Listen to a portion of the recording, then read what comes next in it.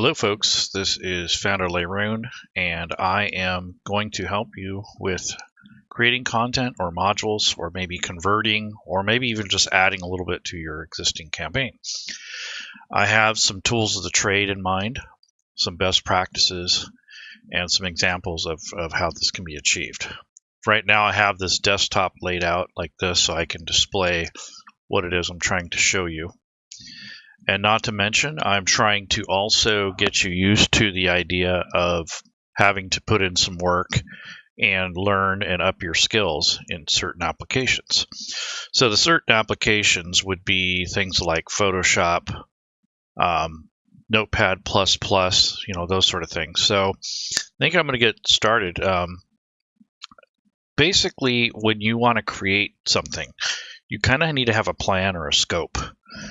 Are you creating a module from scratch, or are you converting it from another publisher?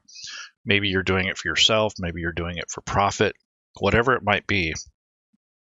You need to learn how to use the skills and the applications from different areas, different disciplines, in order to make this process easier for you. So I'm going to show you some of the tools, some of the best practices. And by no means is this necessarily the best way or the way that you have to do it, but it's certainly going to alleviate some of your frustrations and headaches and those sort of things. So this is more of an overview of how the process works. I will not have time to go into how to show you how to each use and build with each program, but I will show you the programs that most people use. I'm not going to create a whole module live on the internet. I'm going to show you the steps that are involved. And then after the end, I will start putting together a little bit of the content, give you an idea of how this works. So right now I have all the major components of a module laid out here. So the notes area is just for what it is. It's for notes. Options are basically for setting up your table and such. I don't need that anymore. Races and spells and feats and classes and skills and those sort of things, those all go to character building content. Tables and quests are separate. Items are related to parcels, encounters, and PCs are related. And then you have the stories and the images. So that's these options on the right-hand side. In the library at the moment, I only have the SRD loaded. If you have other content you want to use or build on, you can. If you're doing something completely from scratch and you don't have clearance from the artists or the publishers, you should probably build your own content based off the SRD and then go from there. If you're building something for the DM's Guild, you can get away with using quite a bit of content except for art. So we won't get it too deeply into that, but if you are going to be doing conversions for other publishers and such, there's a little bit of a process about copyright and formatting and such. So let's get into this. So I'm going to open up my notes here. And basically, this is an overview for modules, best practices, and considerations. So the reason I'm making this video, because it's starting to come up again, there's a trend of people trying to create content and they're getting frustrated, and also they don't quite understand how Fantasy Grounds works. So if you're pretty new to Fantasy Grounds, creating content is a little daunting, especially if you don't have the resources or the tools or even the the practice that it takes to get this system down. So as an example for Fantasy Grounds conversions, this lesson is showing you the DnD5e Ruleset. It's going to be used to show how a Fantasy Grounds module can be converted from a PDF or text source. So I'm just going to do a real small, brief amount of that. The text can be converted to a module format so that someone running a game or using the interface can indeed perform and read and run a game, and if they so are inclined, they can actually export this as a module. The mod file is exported at the end, and then it's opened in the Fantasy Grounds library in a separate session. I hope to confirm some or most of this stuff may or may not be useful to you. However, if you've never done any of this, this might help. This video will also be compatible with most core rule sets. So if you use Pathfinder, Pathfinder 2, Starfinder, any of the things that are based off the core RPG, most of this should apply. There's resources online that are covered a little bit in this material, and this lesson will take a while to kind of absorb all the concepts. So just be aware of that. So some tools that you might need. So I made a graphic here for this. And basically, these are some of the tools that you might be using during your content creation. So there are probably many, many other tools that can help and make things more efficient for you. But you're going to need a PDF extraction application, and these are some examples of them, like Adobe or Foxit or Nitro. These programs, some are free, some are paid, most of them paid. They will help you immensely. So instead of individually copying and pasting images out of a document, if you're working with PDFs, this will help you extract it all at once. And that is something you definitely want to get into and learn how to use. The next tool is going to be image and editing tools. So there's Photoshop, GIMP, Corel, whatever your flavor is. There's even online tools. There's free stuff out there. So you can find those by doing a Google search and finding which one works best for you. I sort of like the paid ones better because you basically get what you're paying for, or you get what you get when you use an online application. Paint.net is not a bad online application for editing images and such.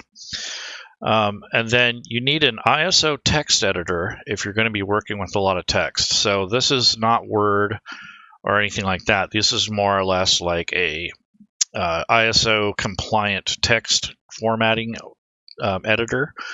It keeps the text in an orderly and orthodox manner. It gets away from the double spacing that comes up in PDFs quite often, and also it gets away from fancy characters and such. So you want to learn how to use the ISO text editors because they will strip out unnecessary formatting. They let you do find and replace functions. So if you see a word that's misspelled throughout the entire document, you can find and replace it. Or if you need to replace a symbol with another symbol, I mean, there's just endless uses for this. And finally, Fantasy Grounds Unity. So you're going to have at least a standard license. A demo license will not allow you to really create much. I mean, it's very limited, put it that way. And it's hard to save content. But if you have at least a standard license or subscription, you can save your content, export it, that sort of thing. You also get a little bit more stuff with it, depending on what license level you get and what rule set. But nonetheless, some rule sets don't have any extra content. You have to actually buy the rules to get anything. So, if you don't have a core book that you need to work out of, it's a lot tougher to create content. I'm not saying it's impossible. It's doable, but it's going to take you a long time. The last thing I wanted to mention was advanced skills for writing extensions and rule set creation. This has come up quite a bit too in our community. If you're somebody that's really familiar with XML and C# and things like Unity, these might come in handy down the road when you get a little bit more familiar with the interface. And then you can start cracking open some of the existing content that's already out there and getting an idea of how it's put together. Once you have an understanding of Fantasy Grounds and the back end of it, like where the XML and all that coding is, it will get a little easier for you. And then at the point when you're ready to actually start plugging away at it, I would go into the Fantasy Grounds forums where the custom rule sets are, where people have already created content, and see what they're doing and maybe get some advice there. There are some people in the forums that are pretty handy and nice, and they'll probably help you with at least getting started with this process. This is quite of a big undertaking if you've never used Fantasy Grounds and you're not familiar with these tools. So this is more for advanced stuff, for writing actual code and content for the backend. So if you want to change the way Fantasy Grounds behaves or how it looks, these are some of the things you have to have skills in. So I think the main parts though is the text editing and the actual editing of images. And then there's the formatting of text. And then, of course, there's Fantasy Grounds itself. So these are the four main cornerstones of using the software. And the centerpiece here is for people that want to go a step beyond. So these are just some ideas and suggestions about the type of tool sets that you're going to have to learn to use eventually. Now, you don't have to learn them all at once, and you can learn them in bits. So, don't try to tackle the whole module. You want to try to do it in pieces. So I think your first step would be your image editing or your image formatting, because those seem to be the most common things that you're going to be doing in Fantasy Grounds. Extracting image may or may not come up. If you don't have any images or you already have them, then obviously you won't need to extract them. Fantasy Grounds would be very helpful if you understood how it works, at least for the rule set that you have. Not knowing this is difficult to understand how this stuff comes together. I'm going to try to cover a little bit of that, and I might use a tool or two during the video, but I'm not going to have to go through all these programs and show you how to use the programs. That's not what this lesson is about. Those you have to learn on your own. There's to a point where there's a limit that I cannot teach people when it comes to things outside of Fantasy Grounds. I can really just give you suggestions. I mean, there's considerations for Macs and Unix and all kinds of other things. So I don't even know how to deal with that stuff. So if you're using a Mac or a Unix system, I apologize if this doesn't help you, but these are just for Windows type based operations for the most part. I'm sure there might be other versions of these for Macs, but I'm not sure. But I know Sublime might work for Macs, and then Unity's getting better to work for a Mac. PDF programs, I'm sure there's different ones, and same with editing tools for images. So it's just a matter of choosing your tools and learning them and sticking with them and learning a process. And that's really what it boils down to. So without further ado, I'm going to talk about the build order of a module. So there is a standard practice that'll make your process easier when you're actually trying to create content, especially if you're doing a lot of copy and pasting or text editing or are working with images. So those sort of things are what you're going to be dealing with in Fantasy Grounds.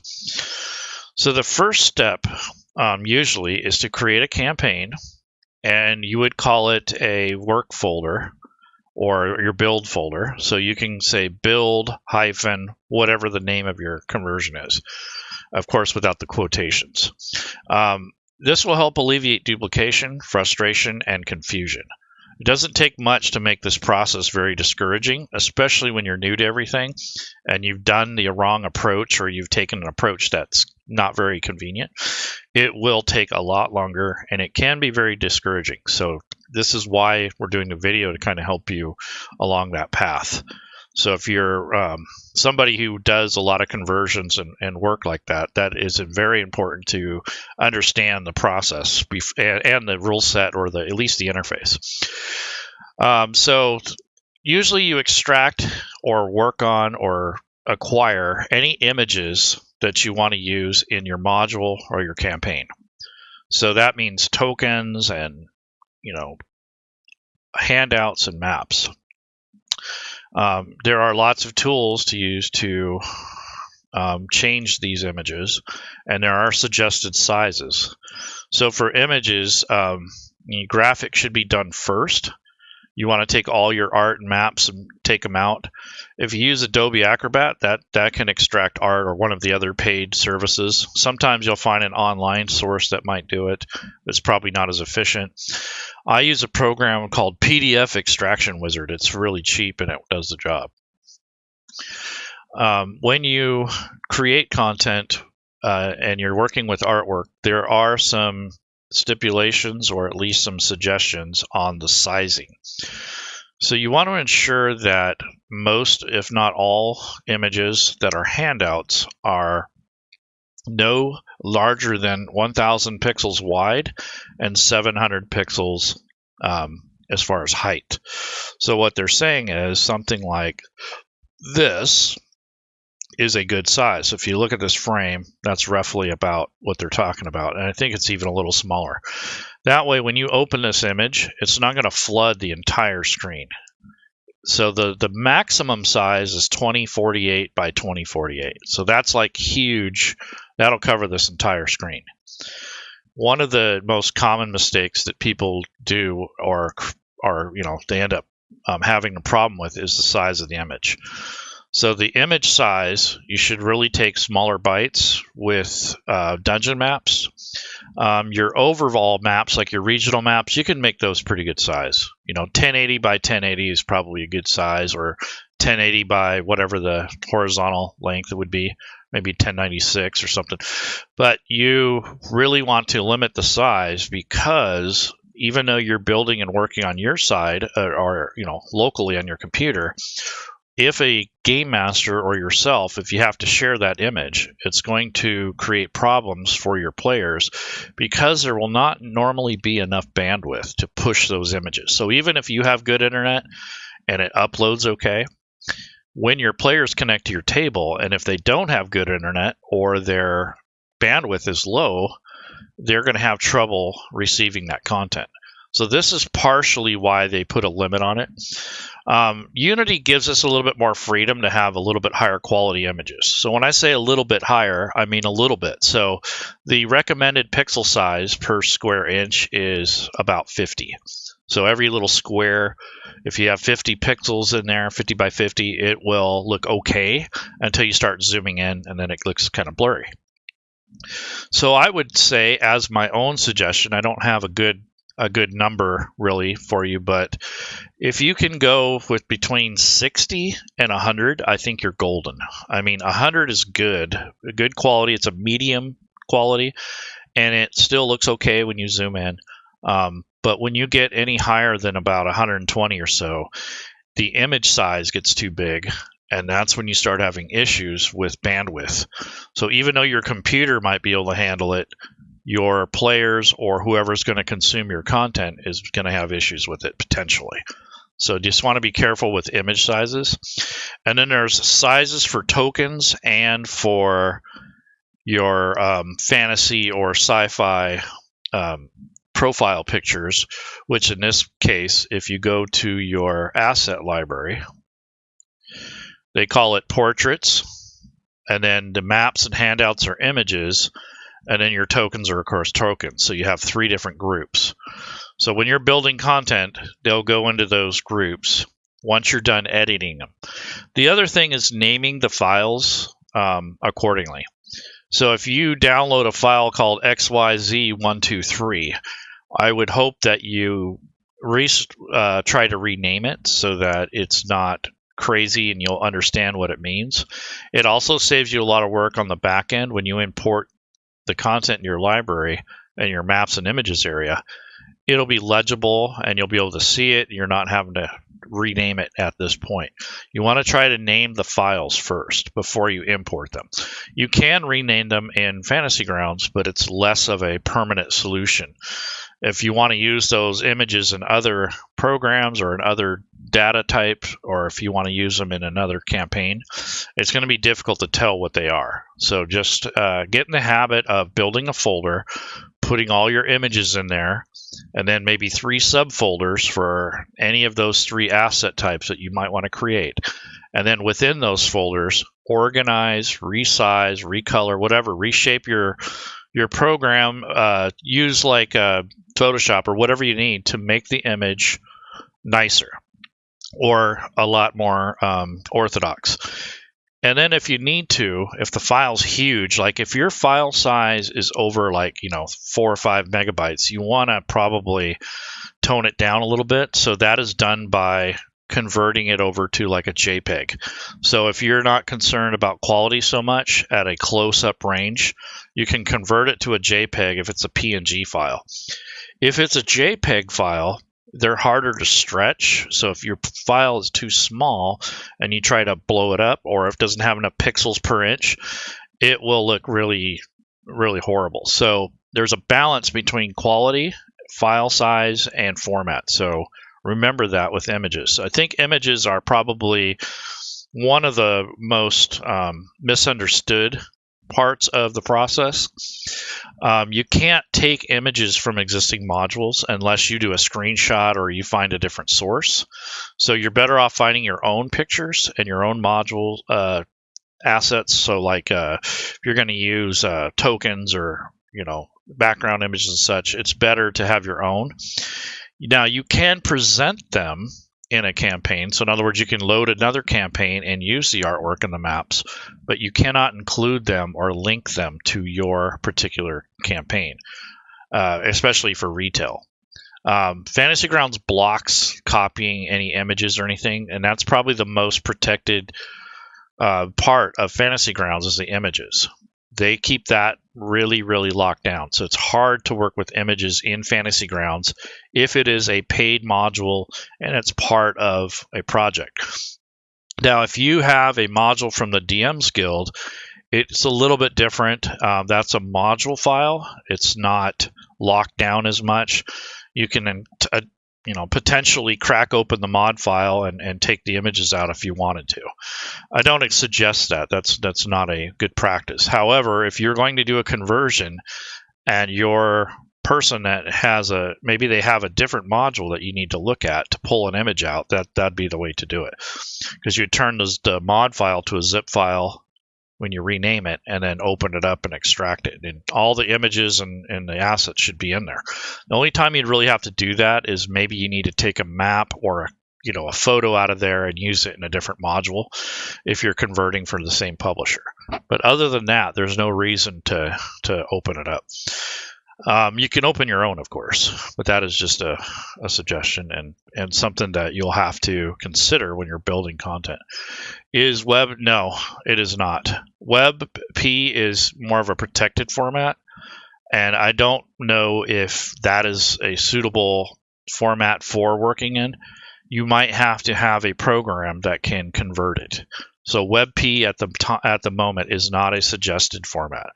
And I think that was created to keep individuals from easily downloading images and using them. I think that is the whole purpose behind that format. It kind of limits your access to the image. You can still download it, but you have to have a good viewer or an editor to actually use it. So it's one of those things they're migrating to kind of adjudicate people from just using them. The copyright images. So just remember that Fantasy Grounds protects copyrighted images to the T. So if you want to use the same map you have in a module in a different setting and you want to use it for your own stuff and you don't have the module or you need the module or something, just look online to see if there's any maps already created. A lot of times you might get a really crappy map that comes with the module and you want to sub it out. You can always go to the DM's Guild. You can check the Cartographers Guild. You can go to different Patreons and subscribe and get a whole bunch of cool maps. And the way things are moving in Fantasy Grounds anyways is less of the static images like the big maps and more your custom maps using the map tools. So if you're going to create content that has anything to do with artwork and you're going to do maps and such, I would suggest just doing mostly assets and blank maps. Those will be the most useful in the future. Right now we're in a transition period between Unity and Classic, so you can use the old way in Classic, but when you start leaving Classic behind, a lot of those older methods and formats will start becoming obsolete as far as the content goes. So if you're going to create content, I suggest that you create maps that have less detail, unfortunately, so less shadow, less furniture and those sort of things, and make more of a blank. And then if you want furniture and candlesticks and all that stuff, make those as separate assets. Sell it as a pack, and then I think in the long run it'll be more successful. If you create a static map and it has a whole bunch of detail on it, that sort of thing is kind of going away. So that was good for Classic because we didn't have much way to edit maps. And you had to make two maps to have a dark map and a light map and those sort of things and shadows and stuff. But now that Unity is developing and moving along, that sort of approach is becoming a lot less usable or a lot less needed. However, it is convenient just to have a map ready to go and you don't have to do much to it. So I'm not saying don't make those maps. I'm just letting you know that the trend will go towards assets more than static maps that have a bunch of detail. So people want to customize the image. They don't necessarily want you to have everything painted on there. And the other thing is painting a grid on it. I don't think that's necessary. I really think that if you're creating a map, you can put one little square on there for the scale, just to give and put the scale on there as like a note, or some kind of little corner emblem that shows a square and this is 60 pixels or something like that. That'll help someone lay out their table as far as their maps go. Painting the actual grid on it is kind of an older way to handle not having a virtual tabletop or such, and that's more for printing and for actual face-to-face use. In virtual tabletop, you basically create your own layer, which is your your grid, and if it doesn't line up with of how you generated or how the map that you received has those lines, it's really gonna it could be an issue. So images are something that you need to learn to work with, and you need to be organized and make yourself a list of what you want to make or which images you want to grab. That's the best way I can think of to tell you to help you with images. Tokens. So same thing. You can use Adobe, or you can use a website called Roll Advantage Token Stamp. There's also RP Tools, which has a sub-program which you can download for free, and it's a token tool. So I have, let's see if I can pull that up for you. Yeah, so Token Tool is the name of the app, and it basically lets you create tokens, and that's what it's dedicated for. The online version is a little less robust, but it's a lot easier to use, and that's not the Token Tool. I'm talking about the Roll Advantage Token Stamp website. That site just allows you to drag an image onto the page. You can manipulate it, resize it, change the color of the POG, and that makes the flat tokens that you normally see in a lot of content. So POGs are basically good for visibility, but they don't have as much detail usually. And these top-down ones are good for detail, but they're not so great for visibility. So that's why I put this base underneath here. And I actually got this base from Digital Dave, because I noticed that he puts these little stands underneath, so when they're on a battle map, you can see this a lot better.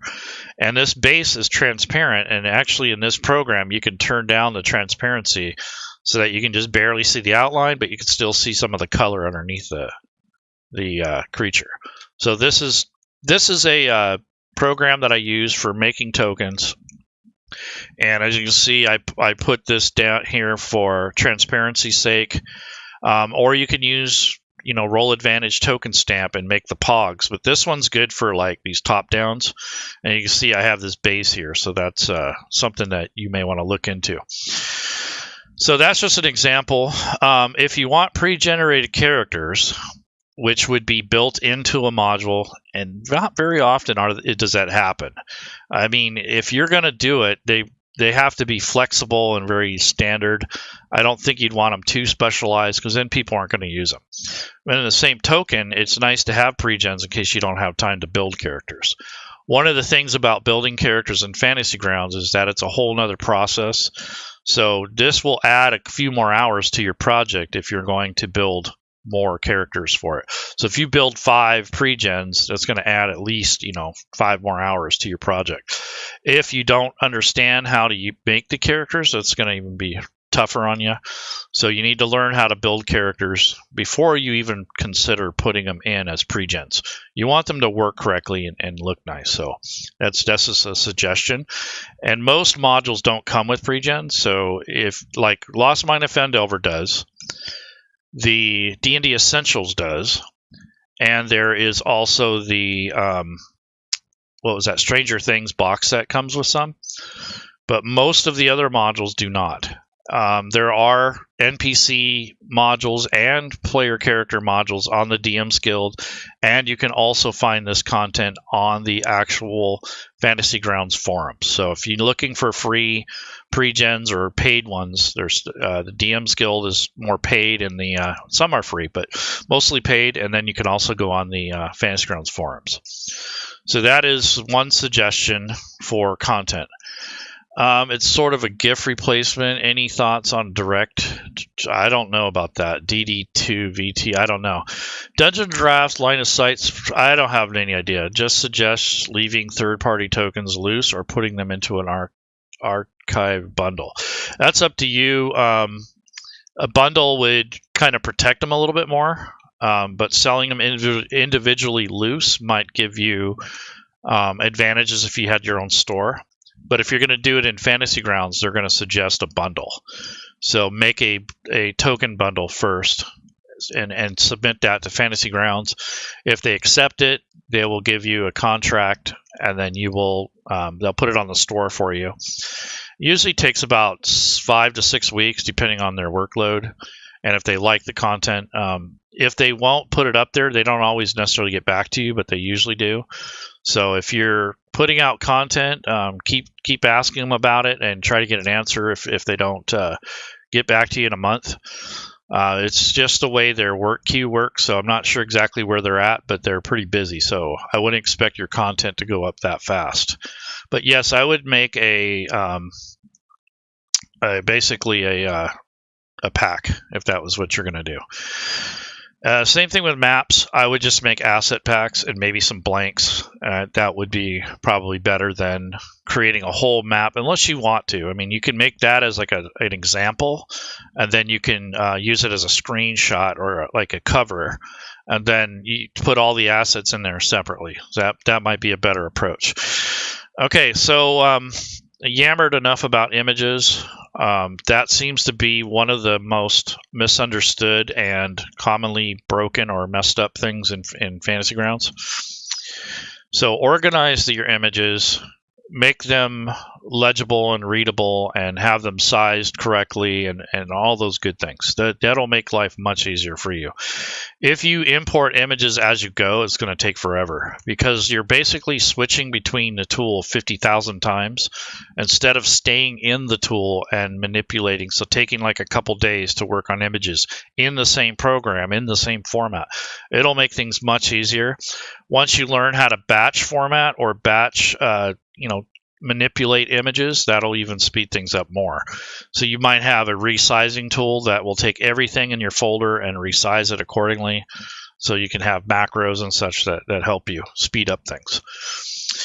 Okay, so pre-gens are tough to deal with. I mean, if you make them, they're probably not going to get used. And then if you have a module and there's a GM out there that doesn't have time to build characters, he might appreciate those pre-gens. So it's kind of up to you. Is it worth your time, or do you think anyone's going to use your pre-gens? Who knows? Okay, so building rollable tables or any other content on this table here. Not much in the way of show and tell, but there is a new feature that comes with Unity. It's fairly new. It's not that new. It's called Import Table. And if you look at the very bottom of the tables section, you click the blue Import Table, and you can put the name of the table, or you can paste the table, depending on how it's formatted. And then if you click Delimited instead of Simple, it's going to ask you, are they separated by commas, pipes, colons, semicolons? So that's your division between your columns. And it's asking you, is the first column a header? And are the table ranges in the first column on the row? So you can tell it that ahead of time. Then when you click import, it will create a table for you a lot faster. But you have to do a little formatting ahead of time. So if you're going to go in and you're going to format with Notepad++, so you're going to put your title up on top. Let me see if I have. Yeah, so here's something that, maybe you have some text here, and you're going to use this first column here as your rows or numbers or whatever they are. And then on the top might be your actual header for all your different groups. So if that's the case, you would delimitate those with commas or pipes or whatever the delimiter that's supported. And then make sure that each line is a separate line and it doesn't have these extra carriage returns, which is like this here. I don't want an extra return, that's an extra line. So like right here, this is another carriage return right here. So you don't want to have extra carriage returns, that's spaces in between each one of these lines. Once you have this formatted, then you can copy and paste it into that cell, and it will put in a,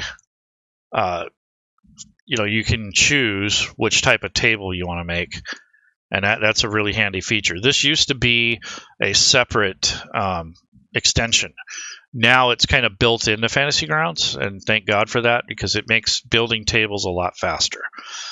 You can also build them by hand, so you can add a preset with how many rows and columns you want, or you can start with a basic one, which is just going to give you 2 rows and 1 column, and then you would name it accordingly.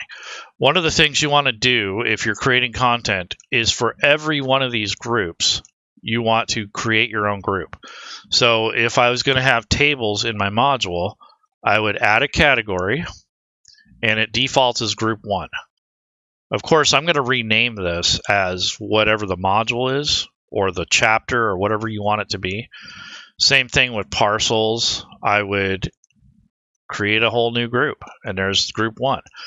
So you do that systematically with all the different windows or the data types that you're going to use.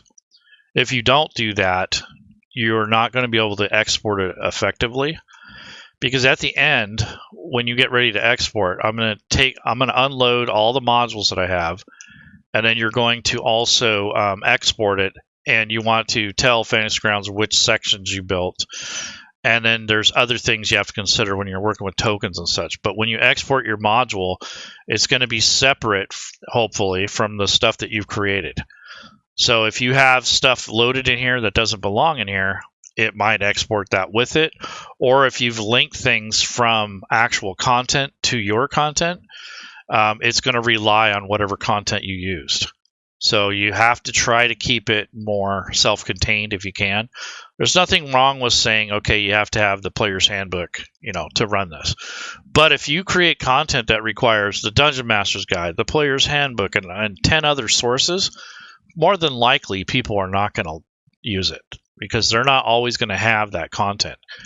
If you build anything with the core rules, keep it with the player's handbook, the monster manual, and the DM's guide. If you start getting into all the other content, it's really going to annoy the people that are purchasing your content. I try to stick to the SRD because I know everyone's going to have that, even if they're not they don't have any content. This is more also for people who are going to create custom content that has nothing to do with the current settings, but it's still based on the rules.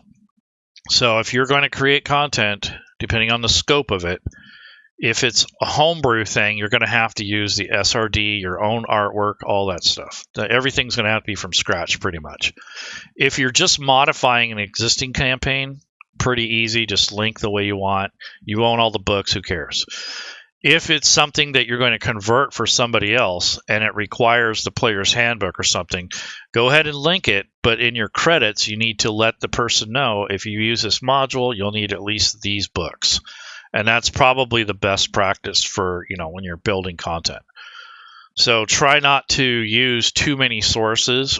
And also, if you do use sources, make sure that people are aware that you have used those sources, and you might want to check with your sources or whoever the publishers are to make sure that they have given you clearance or some sort of copyright information that needs to be included. A lot of times when you build stuff for Wizards of the Coast or DnD5e, you have to include some legal stuff if you're going to sell it. There are some style guides in the Fantasy Grounds forums for formatting modules, and there are some formatting styles and procedures for the DM's Guild as well. If you are building your own content, you don't normally have to go by anything else other than maybe Fantasy Ground suggestions. And that's mostly what I'm focusing on here anyways. So when you're building any content, every one of these entries should have its own group. And you want them named aptly for your actual module. So if you're doing Joe versus the volcano, then that's what your group should be called. And then you can make subgroups in those. But for right now, I just have group 1. This is an example, but you can rename it. You don't have to keep group 1. You can go back and edit this and change it to whatever module title you need. But make sure that whatever data type you use, that all your work is created in that data type and in that group. So if you're going to make backgrounds, make another group and build everything in here. Or if you don't, if you build it where it says all, it'll just be scattered all over the place, and it will include anything else you have loaded in your library. If that's the case, you just drop this down and you'll drag and drop this entry, whatever the entry you made, into your group. So you can move that. You can also make copies. So if you wanted to make an Acolyte, but you don't want to use the original, because if you open up the original, it's probably not going to let you edit it if it's a actual Wizards of the Coast module. You have to make copies of it. So if I want to use this Acolyte as a template, I would drag and drop it. Now it's part of group 1. When I go to group 1, there's the Acolyte, and now I can unlock it and edit it. So that's pretty much true of everything in Fantasy Grounds except for images. The images will not let you do that. Everything else, though, will allow you to usually make a copy of it, and then you can edit it and put it in your own group if you need to. So if this was an Acolyte and I didn't want to quite use the Acolyte, I can come in here and I can edit it to my tastes. But borrowing any of this information, of course, I'd have to include the license from Wizards of the Coast if I'm going to sell it on the DM's Guild. Some of the other rule sets don't really have a store for this kind of content. So if there's no outlet or store or third-party website like the DM's Guild, it's a lot tougher to build content. You can make token and art packs fairly easily and sell those on your website or on one of the stores. But when it actually comes to real content that you get paid for and all that stuff, unless you go through the Fantasy Grounds store, there's really no way to do it. And then there's also guidelines from per se, there's, I'm sure that Savage Worlds or Pinnacle Entertainment and Paizo have their own third-party rules. I don't think it forbids you from creating content. I think it's more like, okay, use, these are the parameters, and you basically have to have your own store, or you have to have it licensed through like someone like Smiteworks to be able to distribute and sell it. So there's something to keep in mind if you're creating content for other rule sets, is that you have to have some sort of guidelines and clearance. And then there's really no DM's Guild. It's basically sell it on the Fantasy Grounds store, or you can sell it on your website if you have it licensed through that publisher. So that's just a suggestion. Can I take a monster from, say, the monster manual, take away the copyright stuff, and use it? Yeah, so you can use that content in context with what you're going to do with it. So for your own personal use, absolutely. If you're going to use that content in a unique custom module, you have to give the credit to Wizards of the Coast, whether it's OGL or you're licensed through the DM's Guild. However, you cannot take the monster manual stuff and sell it on a personal store, or like if you had your own website, unless you had an agreement in place with Wizards of the Coast. So it all comes down to the legalities of it and what you can or can't do. But I'm not a copyright lawyer, but I know that anytime you borrow something, you're either going to have to give credit or have an agreement. That's the bottom line. So if you use 5th edition content and you are using the DM's Guild, all you have to do is ask them for permission or go to their guidelines and read it, and it will tell you what you can or can't do. That's the same thing with SmiteWorks. If you go to their store, they have an agreement, and you will be licensed through them, and you'll be able to sell and distribute your content through their store. So it's just a matter of how much of the property you own and how much of the content that you're creating or borrowing. And images are probably the worst, but for text and such, try to stick with the SRD if you can. And the SRD has most of the monsters in there. It's just minus the artwork and a few proprietary creatures that come from the monster manual. So the bestiary is probably your best bet. I mean, it has a majority of your basic classic monsters. You can use those for templates and build on those, and just use the OGL, the original game license, or the official game license, to license your content. It's anything from the SRD is going to be like an OGL type thing, and that's probably your best bet. Now, if you're creating content for Wizards of the Coast or using exact 5th edition content, then you're going to have to license it through either the Fantasy Grounds store, or you're going to have to license it through Wizards of the Coast DM's Guild. But for other rule sets, it's probably going to be a little bit more tricky. So anything else? So yes, so I'm going to go back to my notes, and the next thing is, okay, so you build rollable tables, then you're going to build all your NPCs.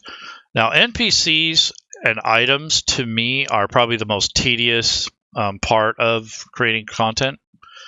You can build the content in here, in Fantasy Grounds, and these are the NPCs that come from the actual bestiary from the SRD. So I'd make my own group by clicking on category, and then you can rename it and edit it. And then I'd make copies of whatever creatures I want to include that are unique to my campaign. Now, if they're not unique, then just don't worry, don't build them. I mean, they're if people have the SRD or the monster manual, they're not going to need to necessarily have a repeat of everything in the monster manual. The only time you'd really build NPCs if they were completely unique or special to that particular encounter in your game or something like that. Really, other than that, there's no need to build them. But when you do build them, they take a while, and you need to learn how to edit them. And by learning how to edit them, not only means just making a copy of it and putting it into a separate group, but it means to understand how they are parsed. And that's something that most people don't get when they first start. So if you go to like this ancient red dragon, I made a copy of it, but when you crack it open, it has a lot more to it. So cracking it open means I'm going to unlock it. And here you can edit all this stuff if you want, but when you get down into the actions and such, you have to learn the verbiage and the wording, and there's documents out there to help you with that. There's no real tutorial per se, but there are phrases and certain keywords that need to appear in these areas. And if you're not sure what they are, take an existing one and modify it a little bit, and you'll see what it takes. Like, for instance, this is a bite attack. It's called a melee weapon attack in Fantasy Grounds. So the bite is the flavor text. The actual verbiage is melee weapon attack, plus 14 to hit, comma, the reach is 15 feet. And the reason that's important because of your battle maps and combat tracker. And then one target, so it's normally just one target. When it hits, the average points of damage it will do is 19, or 2d10 plus 8. The plus 8 comes from its proficiency bonus, so that's where some of that comes from. And then it takes piercing damage because it's his teeth. And then also, it has a small cone of cold that zaps you when it bites you. So it's a pretty nasty weapon. So when you drag and drop this to the chat window, it will automatically parse and create the rolls and the math. So if you don't do that, if you just type whatever you want in these fields, it's not going to parse correctly, and then everything you do will end up being more manual. So there's not too much wrong with that, but it's really kind of pointless to create it in here if you're not going to use some of the automation. So that's something you need to learn, and these are the the codes and phrases and all the different combinations of actions and things that you will put on the sheet. And then on the other tab is where usually the lore is. So this doesn't have any lore because it's from the SRD. You can put your own lore back here, and if you have your own photo, you can link it back here. You can link tables or whatever you need to. Like maybe you have a treasure table for this particular creature. You roll on the table and it might generate a parcel with treasure in it. So it really depends on how deep you want to go into it. There is a tool out there called Fantasy Module Parser. It used to be called NPC Engineer, and it is a third-party content that is put out for the community. It's mostly free. It does have a Patreon if you guys want to get into the beta of it, but they have their own server and they're working on it constantly and they're updating it. So it changes a lot. So I don't want to rely on that, but just let you know there are tools out there to try to help make this a little faster. But it is best just to create it in Fantasy Grounds, because if there's a problem with the tool, it will carry over into your project. And then if you're in the middle of the project and you download a new version of Fantasy Module Parser and you try to import it, it might break your game. So that's the only thing I would be worried about for third-party tool like that. I'd wait till it's a lot further along to start relying on it as a tool to make modules. It's great for playing around with and kind of getting an understanding of building the creatures. But when it comes to creating a paid project, like something you're getting paid for, I wouldn't use it unless you have to. It does help, though, speed up the process. So I use NPC Engineer when it was in its heyday, but there again, the guy gave up on working on it. Someone else took the project. And now it's a completely different program, and I can't use it anymore. So it's discouraging to use these types of projects for paid projects or paid gigs. I would stick to Fantasy Grounds as much as possible. And that's my suggestion, only based on experience and frustration. So try to stick with that and use it accordingly. So Fantasy Module Parser, let me see if I have it installed. Yeah, so if I open this up, it's just a third-party application that was created by our community. Theodore and a couple others have taken over the project from Mask for NPC Engineer. And it's slated to be able to do backgrounds and classes and encounters and all kinds of stuff. But for right now, it's only set for spells and NPCs and monsters. So when you open this up, you have fields that you can use to edit this. And you can assign a token. And you can actually set everything to, and you can view the stat block if you want. It's a really cool program. The only issue is that it's still in beta. And if you go to this about here, it's still version 0.2.16. It might be a little higher now. I downloaded this a few weeks ago.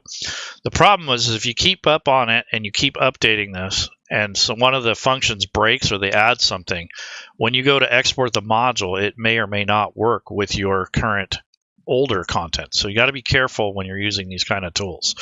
So I would use this as kind of a fun thing. I don't know if I'd use it for, maybe for an individual campaign, but I don't think I'd use that for anything official.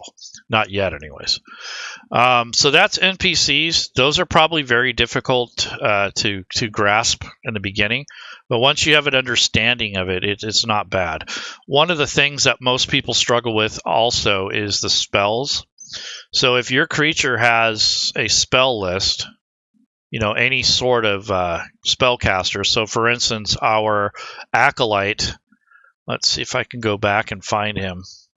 Yeah, so here's the Acolyte. If I try to unlock it, I can't do anything. So I have to make a copy of it. And this was just a background over here. So this is the actual NPC stat block. So I'm going to drop this list down and drop him into the group that I created. And now he's part of the module I'm working on. So I'm going to open up the Acolyte, and I'm going to unlock the sheet. And here I will use this as a template. I'm going to turn this guy into an evil snake cult member, change his alignment. Instead of just humanoid, I'll make him a human or a reptilian, something like that. Armor class. I might give him leather or something like snake leather or something. Maybe it gives him an 11. Give him a few more hit points, change his stats a little bit. add or take away skills. He might be resistant to poison, so I would probably put that in there as one of his, special resistances or whatever you want to do. But just remember that raises their challenge rating and their XP rating. So anytime you make big changes like that, that changes that. So when it comes to spells, this is usually the most commonly broken part of what people end up doing. So if you don't like these spells, like he has Light, Sacred Flame, these are spells you would expect from a good or a neutral character. If you wanted to make this an evil spellcaster, you have to copy and paste this entire statement in here, because this is what actually sets up the trait. So you have to add spellcasting, because that tells Fantasy Grounds, okay, this is someone who casts spells. And if you want to change these or add anything, you have to have this statement. So in order for me to change one spell on here, let's say I want Curse instead of Bless, I have to first delete all the spells on this list. So these are all parsed from Fantasy Grounds automatically. And what they are the spells that this character could cast. And you have to remove them all. And then the statement here, if you copy and paste all this, so I highlight in here and hold down Control and do Control A, that's Control All.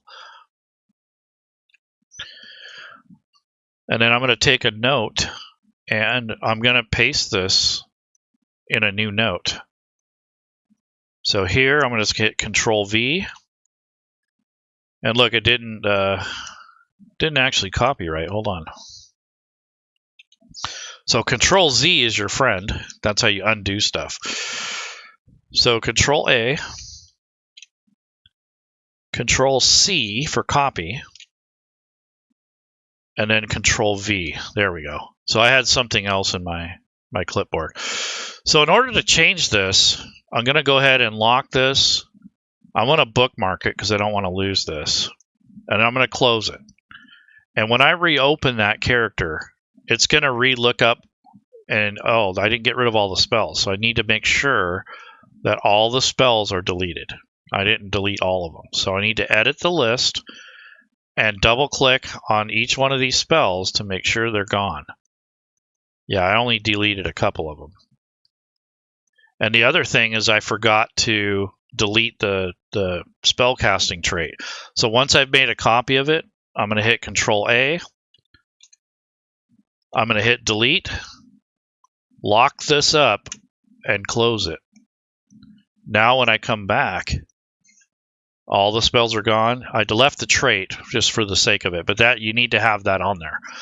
So in order to edit this, I'm going to come over here and on this note, and I'm going to change this to Curse.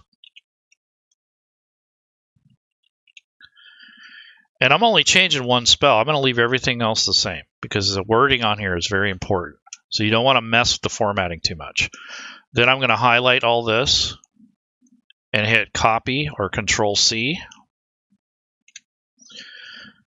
I'm going to crack open this character sheet here. I'm going to paste the statement, which is the important part,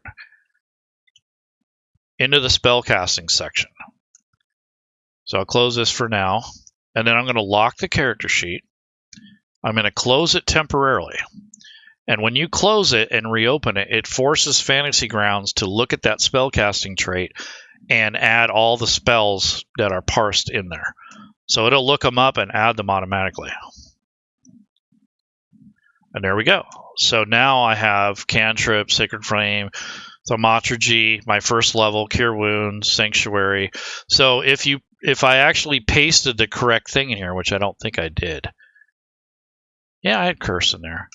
So anyhow, this is how this works is, you copy and paste this and you change the wording and then you put it back in here. So that is how this is worked. And I think what I did wrong is the formatting's off a little bit, or I didn't completely clear my clipboard. So let me fix that.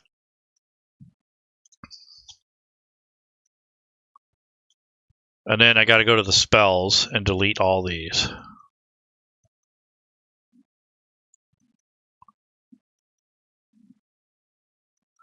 And there may not be a curse, so I need to change that to Bane.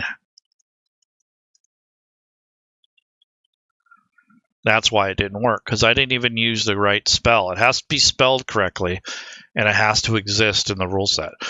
So now once I do that, I'm going to lock this sheet, close it, reopen it, and it re-looked it up, and it does have Bane in here now. So I put curse, but it's really supposed to be Bane. So you get the idea that the wording is very important in NPC stat blocks, and this is how you deal with the spell. So you might have to change the spellcasting statement. So if he's a higher level, you'll have to say the Acolyte is a second level spellcaster. In that case, you would change the number of spells available to them in the availability area. So they might have the same spells or maybe one more added, but the availability of the spells cast per level will change. So you can modify this. And then you would, of course, adjust the DC spell save depending on their level. So it's 8 plus their proficiency bonus plus their level or their modifier that they have. So in this case, this guy has a DC of 12. It's based off of wisdom. So he has a wisdom bonus, and he has his proficiency bonus. That's why it's a DC 12. So that's how that comes up. So you kind of have to understand the rule set too a little bit when you're adjusting these things. So that is basically the most tedious part of probably Fantasy Grounds, is dealing with that stuff. Usually it could be a shorter or a longer process depending on what you're trying to do, what you're attempting. All right, so the next item on here on this list is, let's see, if I go down to my notes, which I have bookmarked, by the way. So you do your NPCs. Now, all the items, especially magic items, those are going to take a long time. So when you're building with Fantasy Grounds, there's really no shortcut. You just have to build them. I mean, there's 4 or 5 different varieties of items. You're going to make your own group like you've done in all the other areas. And then you're going to build content. So if I open up add item, you have to fill out all these fields. And then there are different things that will trigger different drop downs. So if you change this type to weapon,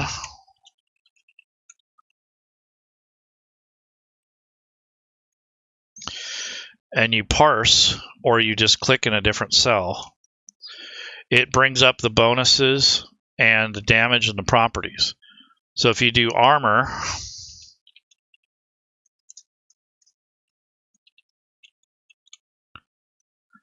it also changes this field. And then the subtype also will change. So if it's ammunition or some sort of shield is another one, that will change some of the properties as well. If it's just adventuring gear, it won't. It'll be very basic.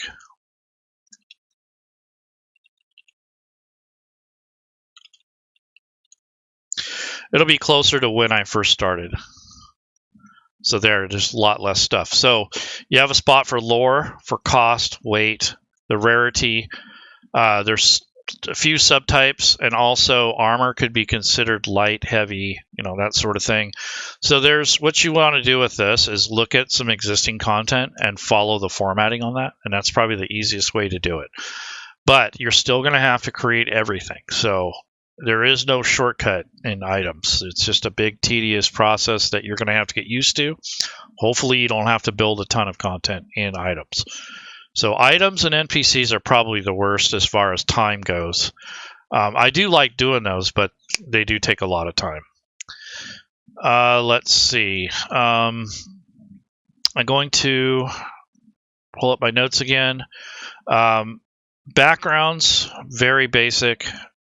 They have to do with setting up this other tab and unlocking it and changing some of the parameters around. So if you want to use existing content to make backgrounds, much easier to get an idea of the formatting and how it works.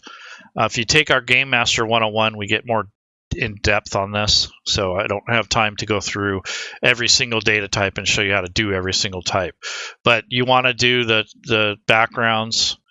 Classes, same kind of thing. There's a lot to it.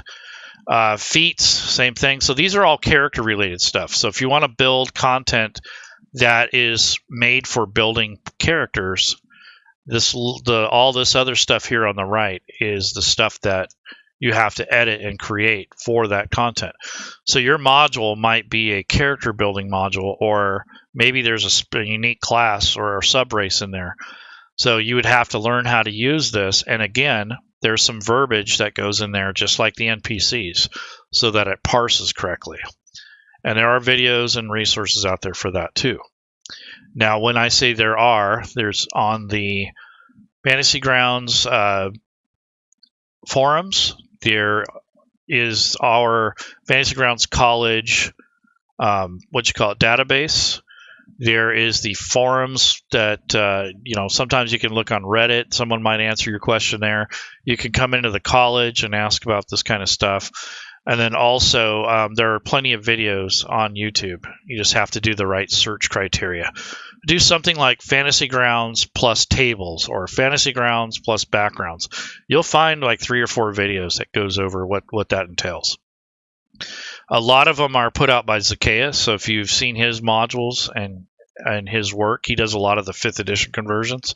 He's also put out tutorials that are specifically for one of each of these items. So really, after you build all the different content, you're going to make your story entry.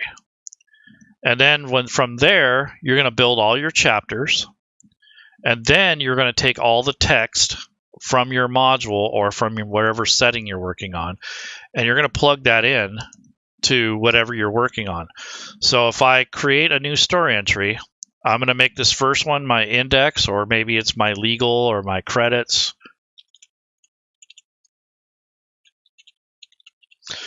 So I named it 00.00 credits, and I might put the module name, so Joe versus the Volcano.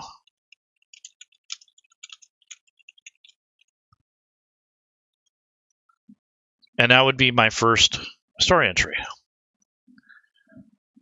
So after that, I would keep building all my chapters. I'd go through the PDF or whatever source. Maybe you're bringing something in from D&D Beyond, or maybe you're doing something from World Anvil or whatever, but you want to put all your chapters in.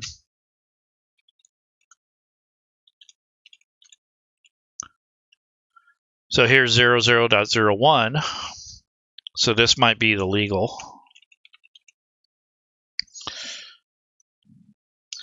So on and so forth. So you would build all your chapters, and then as you're building these, it'll start coming in order. And that's why you want the numbers up here first. So then the next section might actually be chapter 1, or maybe the intro.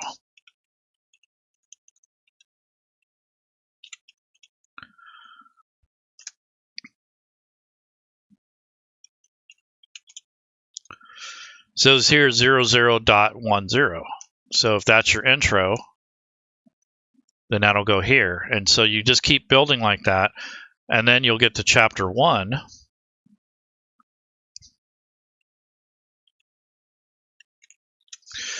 So you want to have the 0 here, otherwise when you get to 10, it won't shuffle correctly.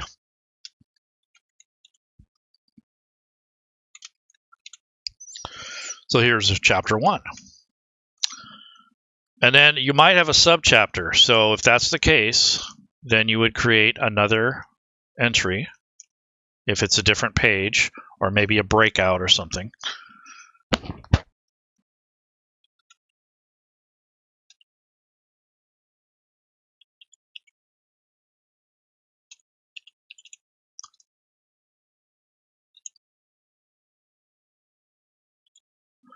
So maybe it's like this.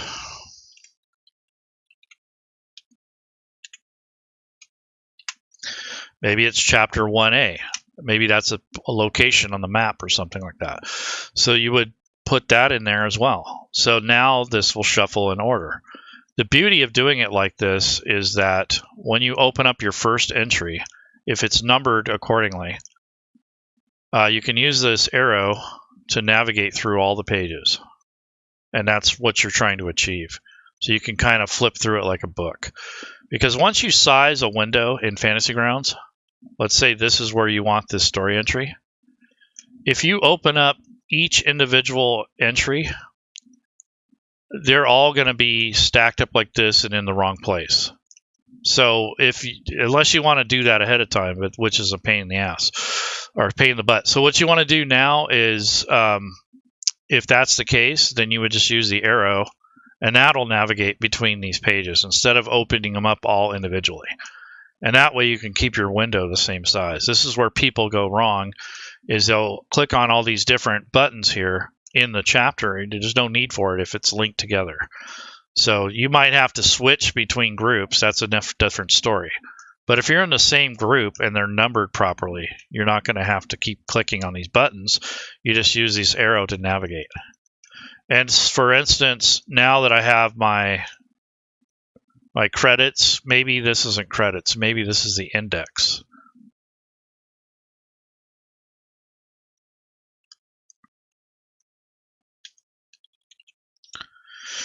So this is the index, so I'm going to link everything here, but I don't link the index to the index.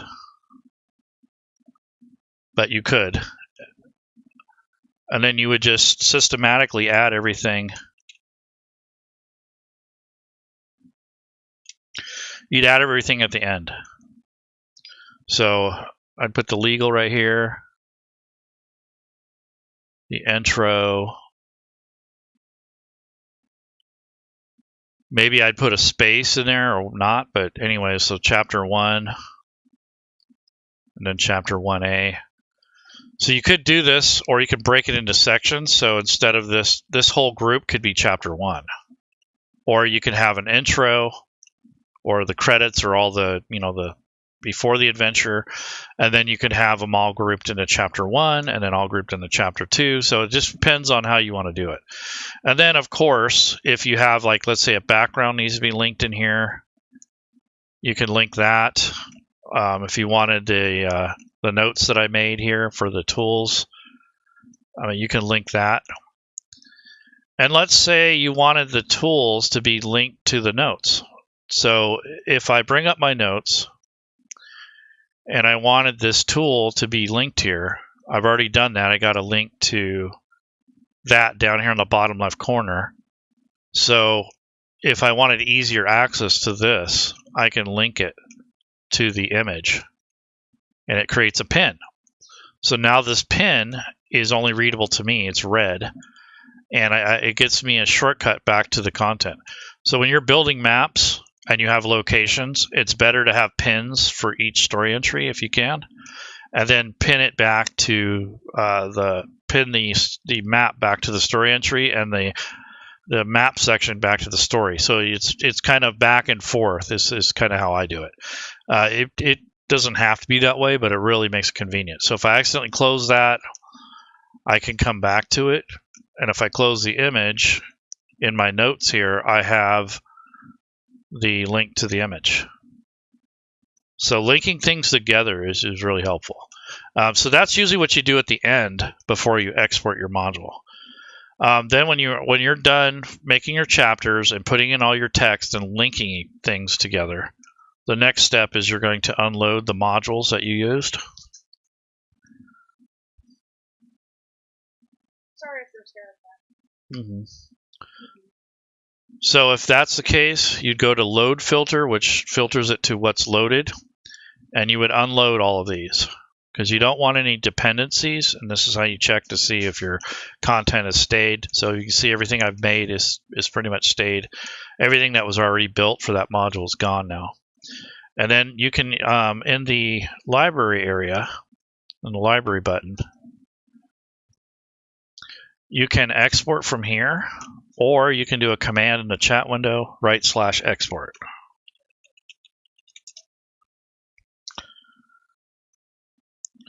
So you would name the file, add your thumbnail, the name of the module, the category of the module, your author name, and then you could set it to read only, or if it's a player module, like for creating characters, you can set that. And then you tell it which data types that you built. If you're not sure, just do select all. If you know, then you would select individual pieces. Now, when it comes to tokens, you have to have them loose, so they can't come from another module.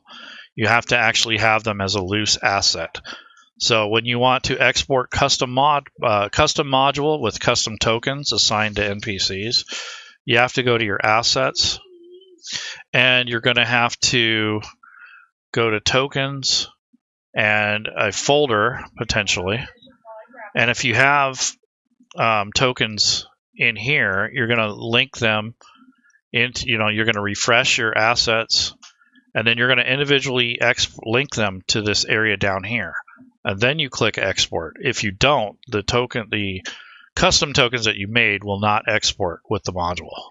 So this is a step that most people forget or they don't know about. So you have to have a loose group of images in your campaign folder. So I don't even have a campaign folder yet. But if I open up the folder, there's the tokens folder. And if I just make a folder called tokens, it will create a folder for me. So even though I don't have any tokens, I made a subfolder. I'll close this. I'm in the tokens section. Right now I only see data. And if I refresh and I have artwork in there, it will create a token folder or a campaign folder. And those would be the tokens that you drag into here. Not the data folder, not from another module, but actually your loose files that are on your hard drive from your computer. So I'd put all my tokens in here. So if I grab my, I'll get Dorig up here, because this is my actual token. So if I open the file up and I copy and paste this in there, here's a token that I created with that token stamp. If I right click on here and click, let's see, I'm going to view large token. So there's the token. Now when I hit refresh, it makes a campaign folder. And then I double click there, I double click here, there's the token, drag and drop that into the tokens area. So they have to be loose files. They can't be from other token packs. So once you've done that, then you hit export, and it will give you a message. I didn't do it because I didn't give it a name, but you have to fill all this out.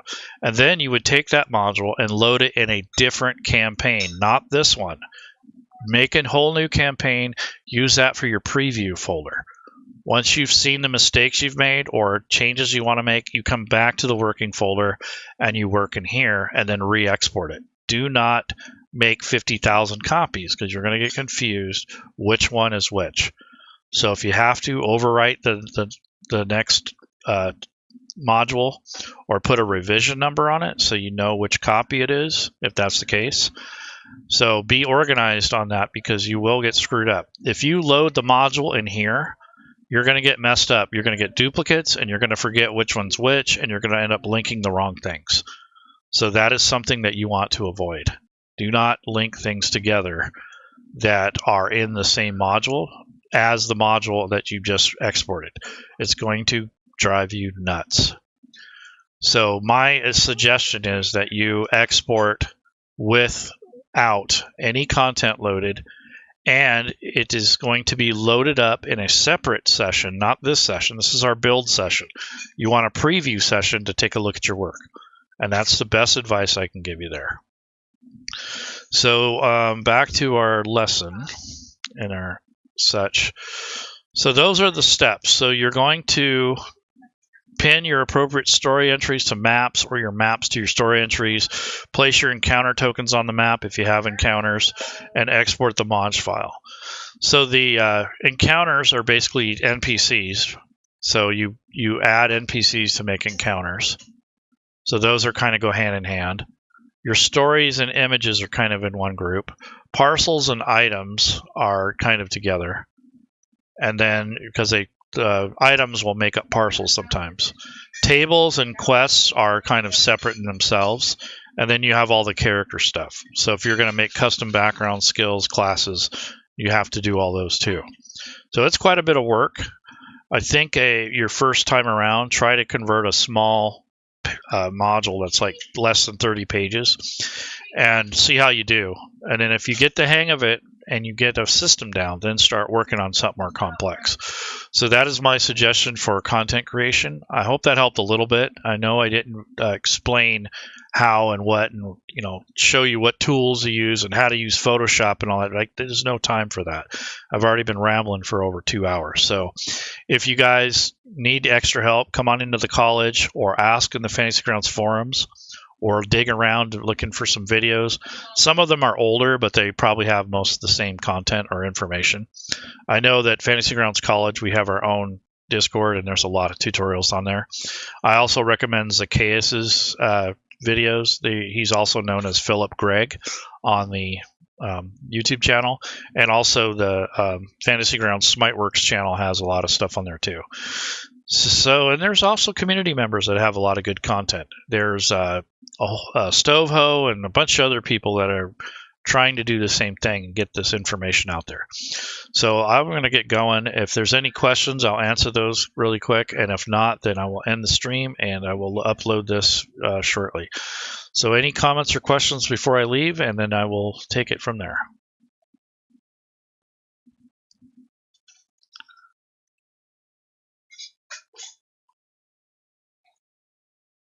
Okay, going once, going twice, going 3 times. I think that's a stream.